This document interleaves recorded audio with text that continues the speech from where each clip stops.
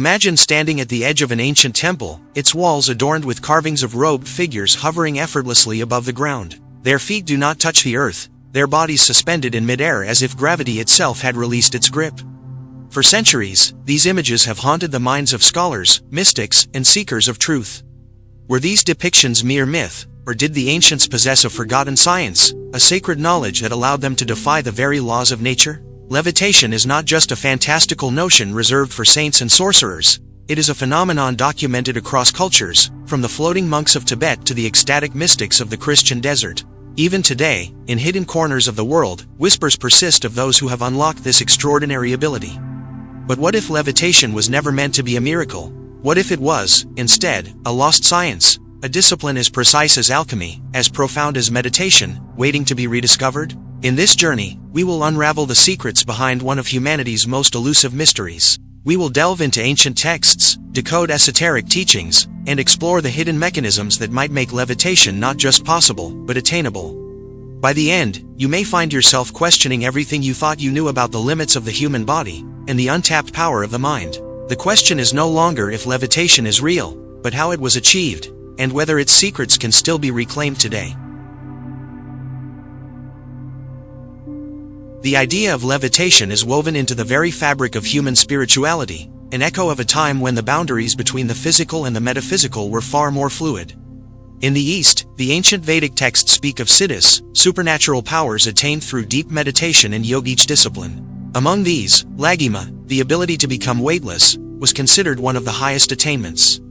The Yoga Sutras of Patanjali describe it not as magic, but as a natural consequence of mastering prana, the life force that animates all things. Tibetan Buddhist scriptures recount tales of monks who, after decades of intense concentration, could rise into the air during meditation, their bodies untethered by earthly constraints. But the West, too, holds its own legends. The Christian mystics of the Middle Ages, figures like Saint Teresa of Avila and Saint Joseph of Cupertino, were said to have floated in moments of divine ecstasy, their bodies lifted by an unseen force as they communed with the divine. The Catholic Church, wary of such phenomena, meticulously documented these events, leaving behind records that defy easy dismissal. Even the great Renaissance alchemists, like Paracelsus, hinted at a hidden science behind levitation, suggesting that certain rare individuals could manipulate the magnetic forces binding matter to the earth. What connects these disparate accounts? A thread of esoteric knowledge, suggesting that levitation was not random, but the result of deliberate practice, a fusion of breath, will, and an understanding of the subtle energies that govern existence. The Hermetic axiom, as above, so below, takes on new meaning here. If the mind can influence the body, and consciousness can shape reality, then perhaps the act of rising above the ground is not defiance of natural law, but alignment with a higher one. Yet, in an age dominated by materialism, these stories have been relegated to myth. Modern science dismisses them as hallucinations, hoaxes, or the exaggerations of pious devotees. But what if we've been looking at them through the wrong lens? What if levitation is not a violation of physics, but an application of a deeper, forgotten physics, one that operates on the level of consciousness itself? To explore this, we must turn to the hidden teachings, the whispered techniques, the guarded rituals, that once allowed adepts to transcend the weight of the world. The answers may lie in the intersection of sound, light, and the body's own latent energies. And if we listen closely, we might just hear the echoes of an ancient science, waiting to be remembered. The secret of levitation does not begin with the body, it begins with perception. Ancient masters understood what modern science is only beginning to grasp, that what we call reality is in fact a negotiation between consciousness and the quantum field. When a yogi floats above the ground or a saint rises in prayer, they are not breaking the laws of nature, they are operating according to a deeper set of rules that govern the relationship between mind and matter. At the heart of this phenomenon lies a radical shift in self-conception. Most of us experience our bodies as dense, solid objects bound by gravity's relentless pull. But the Vedic rishis knew better. They spoke of the human form as a temporary condensation of light and vibration, a pattern of energy that could be reconfigured through disciplined awareness. The key lies in the body's subtle energy system, particularly the relationship between the root chakra which grounds us to earth and the crown chakra which connects us to cosmic energies. In ordinary states, these forces remain in balance, keeping us firmly planted. But through specific techniques, this equilibrium can be deliberately altered. The first mechanism involves the manipulation of prana, the vital life force that animates all living things. Advanced practitioners develop the ability to accumulate and direct this energy with extraordinary precision. By drawing prana upward through the central channel, what the Taoists call the microcosmic orbit, they create an energetic counterforce to gravity. Ancient texts describe this as lightening the body, not in physical weight, but in vibrational density. There are accounts of yogis being weighed before and after meditation, showing measurable decreases in mass during deep samadhi states. Sound plays a crucial role in this process. Many levitation traditions incorporate specific mantras or tones that resonate with the body's energy field. The most famous is the Tibetan hum vibration, said to align the molecular structure with higher frequencies. Modern experiments with cymatics show how sound can organize matter into intricate patterns. Could the right frequency similarly reorganize the body's relationship to gravity? The builders of the pyramids allegedly used sound to move massive stones. The same principle might apply to the human form. Equally important is the state of consciousness required. Levitation doesn't occur through brute force of will, but through a paradoxical surrender, what Christian mystics called divine union, and Eastern traditions term non-dual awareness. In this state, the illusion of separation between self and environment dissolves. When this happens, the conceptual framework that maintains gravity's hold becomes malleable. The levitator isn't fighting against gravity so much as temporarily existing outside its conventional rules. This explains why so many accounts describe levitation occurring spontaneously during moments of ecstatic trance or deep meditation. But perhaps most revealing are the consistent physiological changes reported across traditions: a sensation of inner warmth spreading from the base of the spine, a high-pitched ringing in the ears, the feeling of the body becoming hollow or filled with light. These suggest an actual transformation occurring at the cellular level, where matter begins to behave more like coherent energy than solid mass. Modern physics tells us that at the quantum level, particles are constantly appearing and disappearing from existence. What if levitation represents a conscious harnessing of this phenomenon? The second fundamental principle behind levitation involves what ancient alchemists called the subtle body, an energetic duplicate of our physical form that operates according to different laws. While Western science dismisses this as pseudoscience, quantum entanglement experiments increasingly suggest that information can exist independently of material form. The yogic tradition describes how masters would first project their subtle body upward during meditation, after which the physical form would follow in a mysterious phenomenon called body compliance. This process requires mastering three interlocking disciplines: breath control, mental focus, and energetic conductivity. The breath acts as the bridge between conscious intention and cellular response. Specific pranayama techniques, particularly those involving rhythmic retention, create a bioelectric charge that alters the body's relationship with Earth's electromagnetic field. Tibetan monks practicing Tummo inner heat meditation demonstrate this dramatically, generating enough body heat to dry wet sheets in freezing temperatures while simultaneously experiencing weightlessness. The mental component reveals why levitation cannot be achieved through mechanical technique alone. It requires what medieval hermeticists called the unified will, a state where conscious and subconscious minds align perfectly without internal resistance. This explains why most levitation accounts occur in deep meditative or ecstatic states. The normal mind's doubts and limitations must be temporarily suspended. The Russian mystic Gurdjieff spoke of this as remembering oneself at an extraordinary level, where the practitioner becomes simultaneously aware of every cell in their body while transcending physical identification. Perhaps most controversially, multiple traditions reference an unknown energy field surrounding the Earth that can be harnessed for anti-gravitic effects. The ancient Indian Vaimanika Shastra texts describe aerial vehicles powered by mercury vortex engines, while Egyptian temple inscriptions suggest the pyramids served as giant capacitors for this planetary energy. Modern researchers like John Hutchison have documented anomalous weight reduction in objects exposed to certain electromagnetic frequencies, lending credence to these ancient claims.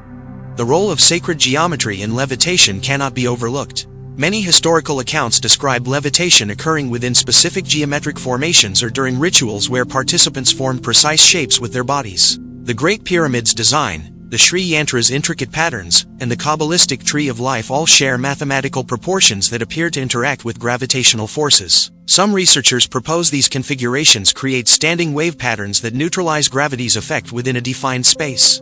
Interestingly, nearly all authentic levitation accounts share common environmental factors: high-altitude locations, proximity to running water or crystalline structures, and periods of heightened solar activity. This suggests the phenomenon may require specific geophysical conditions to manifest, perhaps explaining why it appears so rarely in modern times. The Catholic Church's meticulous documentation of saintly levitations reveals that over 80% occurred between 3 to 5 a.m., during what mystics call the ambrosial hours, when Earth's Schumann resonance is most active. Most importantly, authentic levitation cannot be separated from spiritual development. Across traditions, it's described not as an end goal but as a side effect of profound inner transformation. The Taoist sage Xuanzi wrote, "When the mind becomes empty like a gourd, the body becomes light enough to ride the wind." This points to the ultimate secret, that levitation represents not defiance of natural law, but harmony with a deeper order of existence our modern science has yet to rediscover. The path toward understanding levitation begins not with attempting to float, but with cultivating an intimate awareness of the subtle energies moving through your body. Start by developing a daily practice of conscious breathing, focusing on the spaces between your inhales and exhales. The ancient technique of kumbhaka, breath retention, serves as a foundational exercise. After a full inhalation, hold the breath while visualizing light ascending your spine, from the base to the crown. This simple practice begins the process of re-educating your nervous system to operate beyond its ordinary limitations. As you progress, incorporate the Ujjayi breath, creating a soft constriction in the throat that produces an oceanic sound, said to stimulate the vagus nerve and alter the body's gravitational resonance. Your mental focus must become both razor-sharp and effortlessly relaxed. The Buddhist practice of samatha provides an ideal framework. Sit in meditation with a straight spine, focusing on a single point while maintaining peripheral awareness of your entire body. When distractions arise, acknowledge them without engagement, like clouds passing through an open sky. This develops the unified consciousness necessary for any serious work with subtle energies. As your concentration deepens, begin incorporating visualization of your body becoming progressively lighter, as if filled with helium or sunlight. The key lies not in forcing an effect, but in surrendering to the sensation of weightlessness that already exists at the quantum level of your being. The physical posture you adopt plays a crucial role. The Padmasana lotus position used by yogis creates a natural energy circuit, while the Djade pillar alignment of Egyptian mystics, spine perfectly straight, hands resting palms up on thighs, establishes an optimal conduit for subtle forces. Spend time daily in these positions, not as rigid forms but as living connections to ancient streams of knowledge. As you sit, imagine your tailbone as the root of a great tree, while the crown of your head extends infinitely upward. This visualization begins the process of reorienting your personal gravitational field. Sound serves as your most powerful ally in this work. Begin experimenting with vocal toning, particularly the seed syllables om and hum. Feel these vibrations moving through your bone structure, particularly resonating in your pelvic bowl and cranial cavity. Advanced practitioners use these sounds to create standing waves within the body that can temporarily alter its relationship with gravity. Tibetan monks combine this with the visualization of their bodies becoming hollow like a reed, through which the cosmic winds can blow freely. Your daily environment significantly impacts your progress. Create a dedicated space with natural materials, wood, stone, or copper, that conduct subtle energies effectively. Crystals like selenite or phenacite can serve as amplifiers for your practice. Pay attention to lunar cycles and geomagnetic activity, as these natural rhythms create windows when gravitational effects are most mutable. Many traditions recommend practicing near flowing water or at high altitudes during the initial stages of training. Perhaps most importantly, cultivate what the alchemists called spiritus mundi, the recognition that your being extends beyond your physical form into the surrounding space. As you walk through your day, practice feeling the air around your skin as an extension of your body. This expanded sensory awareness forms the foundation for the radical shift in self-perception required to transcend ordinary physical limitations. Remember that throughout history, those who achieved levitation did so not through brute force, but through patient cultivation of inner silence and surrender to forces greater than themselves. Your body already knows how to float. Your work is simply to remember.